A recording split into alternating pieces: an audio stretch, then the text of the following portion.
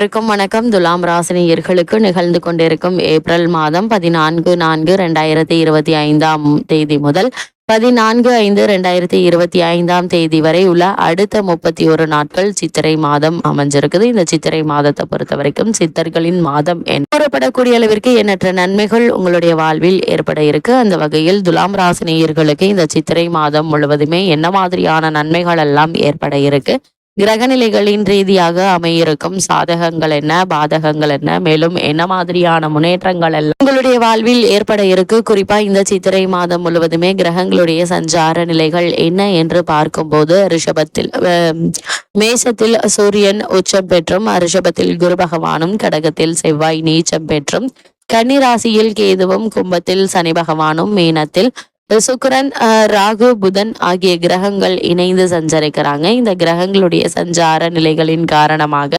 ராசினியர்களுடைய வாழ்வில் குடும்ப சூழ்நிலை ரீதியாக உத்தியோகம், தொழில், வியாபாரம், கலைத்துறை, அரசியல் துறை, மாணவ மாணவிகள், விவசாய துறையினர், பெண்மணிகள் என அனைவருக்குமே என்ன மாதிரியான நன்மைகள் எல்லாம் ஏற்பட இருக்கு என்பது குறித்தான முழுமையான பதிவு தான் இந்த வீடியோல விரிவா பார்க்க போகிறோம். அதற்கு முன்னாடி சித்திரை மாதத்தினுடைய சிறப்புகளை பற்றி சற்று தெரிந்து கொள்வோம். அந்த வகையில் சித்தத்தை கவர்ந்தெழுக்க கூடிய ஒரு மாதமாக தான் இந்த சித்திரை மாதம் அமைஞ்சிருக்குதுங்க.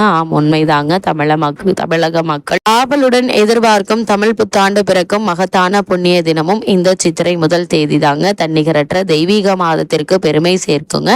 மேலும் பல காரணங்களும் இருக்குது. மறைந்திருந்து நம்மை தினமும் காத்தருளும் சித்தர்களின் மனதிற்கு உகந்த மாதம் இந்த சித்திரை தாங்க. அதனால்தான் சித்திரை மாதம் சித்தர்களின் மாதம் என்ற மோதுரையும் ஏற்பட்டது.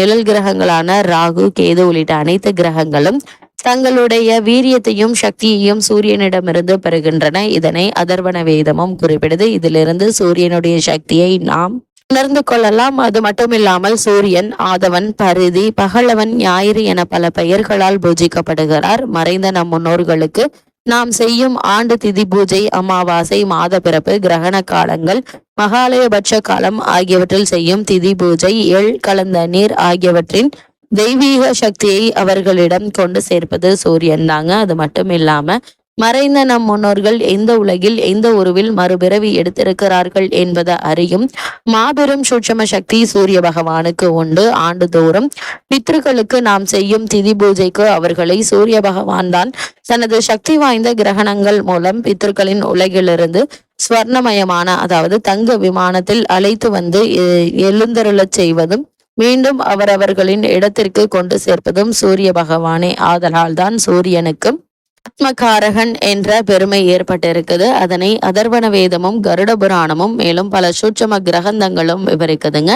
அது மட்டும் இல்லாம காஷிப மகரிஷியின் புதல்வரான சூரிய பகவானுடைய ஈடு இணையற்ற பெருமைகளை யஜுர் வேதம் விவரிக்குதுங்க. மனித உடலில் இதயம், இரத்தம், இரத்த குழாய், நரம்புகள் ஆகியவற்றிற்கு நாயகன் சூரியன் தாங்க. அது மட்டும் இல்லாம ஜனன கால ஜாதகங்களில் சூரியனின் ஆட்சி வீடு சிம்மம், உச்ச வீடு மேஷம், நீச்ச வீடு துலாம். அந்த வகையில் தற்போது சூரிய பகவான் உச்ச வீடான மேச ராசியில் இந்த சித்திரை மாதம் முழுவதுமே சஞ்சரிக்க இருக்கார். இதன் காரணமாக துலாம் ராசியைச் சேர்ந்த சித்திரை 3ஆம் பாதம் முதல் சுவாதி, விசாகம் 3ஆம் பாதம் வரை உள்ள நட்சத்திரக்காரர்களுக்கு இந்த சித்திரை மாதம் முழுவதுமே குடும்ப சூழ்நிலை ரீதியாக என்ன மாதிரியான நன்மைகள் எல்லாம் உங்களுடைய வாழ்வில் ஏற்பட இருக்கு என்று பார்க்கும்போது இந்த மாதம் என்பது மிகவும் சிக்கனமாக இருக்க வேண்டிய ஒரு மாதமா தான் அமைஞ்சிருக்குதுங்க. குறிப்பா உங்களுடைய ராசிக்கு பூர்வ புண்ணிய புத்திரஸ்தானத்தில் ராகுவினுடைய சேர்க்கை சனிக்கு ஏற்படுவதால குழந்தைகளுடைய ஆரோக்கியத்தில் கவனமாக இருப்பது அவசியங்க.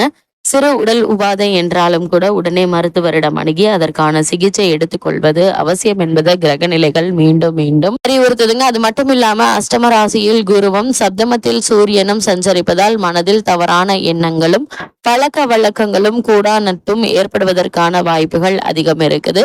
அமைதி நிறைந்த உங்களுடைய வாழ்க்கையை இவை பாதிக்குங்க. துலாம் ராசி உணர்ச்சிகளை தூண்டும் சுக்கிரனுடைய வீடாகும். பிறருடன் பழகுவதில் எச்சரிக்கையாக இருப்பது அவசியங்க. குடும்பத்தில் ஒற்றுமை குறைவும் கருத்து வேற்றுமையும் ஏற்படுவதற்கு சாத்தியக்கூறுகள் இருக்கு. பிறரை நம்பி பணம் கொடுக்க வேண்டாங்க.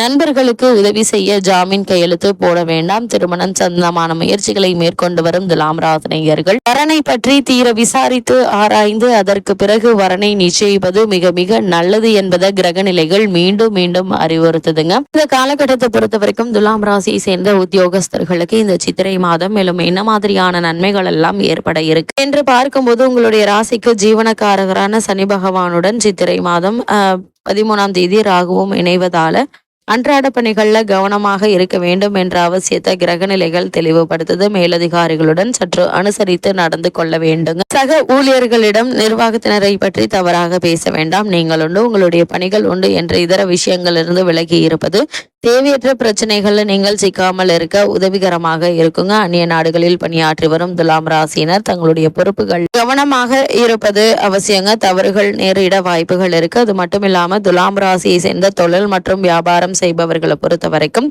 சந்தை நிலவரத்திற்கு ஏற்ப உங்களுடைய உற்பத்தியை அளவோடு வைத்துக் கொள்வது நல்லது. கிரக நிலைகளின்படி நிதி பற்றாக்குறை ஏற்படக்கூடும். சக கூட்டாளிகளினாலும் சிரமங்கள் ஏற்பட சாத்தியக்கூறுகள் இருக்குது. உற்பத்திக்கு அவசியமான மூலப்பொருட்களுடைய விலை திடீரென்று உயர்வதால் உற்பத்தியை குறைத்துக் கொள்ள வேண்டிய நிர்பந்தம் ஏற்படக்கூடுங்க. வரவேண்டிய பாக்கிகளை வசூலிப்பதில் கவனம் செலுத்துவது மிகவும் அவசியங்க. வங்கி மற்றும் இதர நிதி நிறுவனங்களினாலும் தொல்லைகள் ஏற்படக்கூடும். நியாயமற்ற போட்டிகளை நீங்கள் சமாளிக்க வேண்டி வருங்க. வெளிமாநில பயணங்களினால் எதிர்பார்த்த அளவிற்கு ஆர்டர்கள் கிடைப்பது கடினந்தாங்க. இருந்தாலும் நஷ்டம் ஏற்படுவதற்கான வாய்ப்புகள் இல்ல. துலாம் ராசியை சேர்ந்த கலைத்துறையினரை பொறுத்த வரைக்கும் பெரும்பான்மையான கிரகங்கள் அவ்வளவு அனுகூலமாக இல்லைங்க. வருமானம் நீடிக்குங்க. இருந்தாலும் பற்றாக்குறை சற்று கடினமாகவே இருக்குங்க. இக்காலகட்டத்தை பொறுத்த வரைக்கும் திட்டமிட்டு செலவு செய்வது மிகவும் அவசியம். எதிர்பார்த்திருந்த வாய்ப்புகள் ஏமாற்றத்தை தருங்க. திரைப்படத்துறையினருக்கு முயற்சிகள் வெற்றி பெறுவது சற்று கடினம்தாங்க. இருந்தாலும் நஷ்டம் ஏற்படுவதற்கான வாய்ப்புகள் இல்லை என்பதால எந்த ஒரு விஷயத்திலும் அகலக்கால் வைக்க வேண்டாம். கவனமாகவும் எச்சரிக்கையாகவும் இருப்பது மிக மிக நல்லது என்பதை கிரகநிலைகள் மீண்டும் மீண்டும் அறிவுறுத்தது. துலாம் ராசியை சேர்ந்த அரசியல் துறையினரை பொறுத்த வரைக்கும் கட்சியில்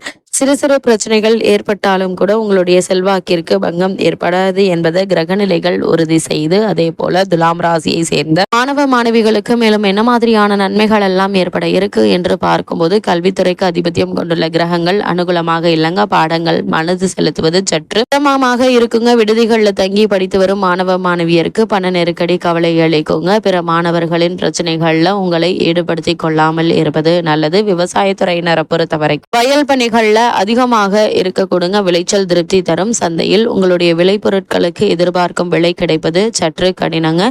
லாபம் குறையும். எனினும் அடிப்படை வசதிகளுக்கு எந்த ஒரு குறையும் இருக்காது. பழைய கடன்கள் கவலையளிக்கும்.